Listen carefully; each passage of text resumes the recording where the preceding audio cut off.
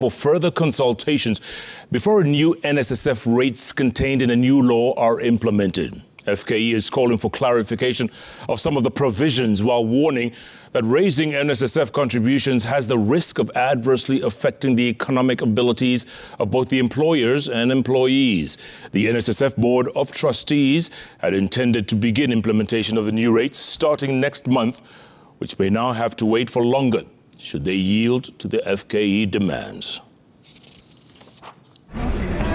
The Federation of Kenyan Employers, which had been part of the complainants against the NSSF Act of 2013, is still of the opinion that public participation on the NSSF law was not sufficient and therefore further consultations was necessary before the rollout.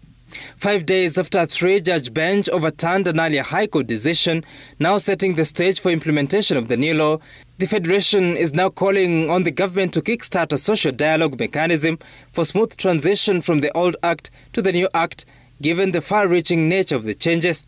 According to the Act, employees are expected to contribute 6% of their salaries to the NSSF and to be matched by the employers.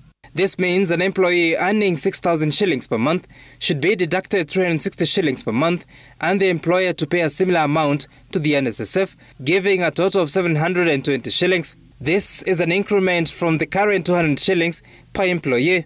A worker earning 18,000 shillings per month becomes the upper limit of contributions, paying 1,080 shillings, which is 6% of their pay.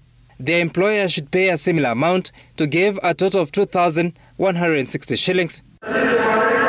For employees earning more than 18,000 shillings per month, the rate remains the same, meaning a worker earning 100,000 shillings per month will pay 6% of 18,000 shillings, which is 1,080 shillings, matched by the employer at the same rate to give a total of 2,160 shillings per month.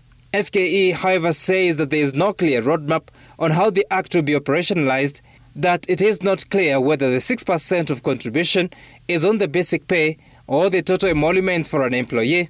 The Federation wants the government and the NSSF to allow workers and the employers time to reorganize their budgets, as it will result to reduced disposable income for workers and higher expenditure for employers.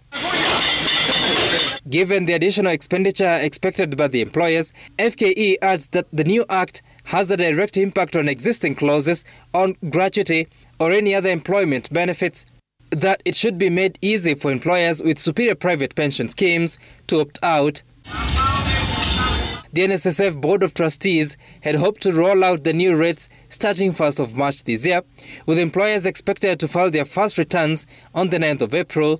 The board is said to be awaiting consultations with key stakeholders like the FKE. At the moment, NSSF fund is worth 290 billion shillings.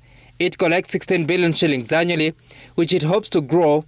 Much of the resources are invested in various projects and government securities. Sam Gituko, Citizen TV.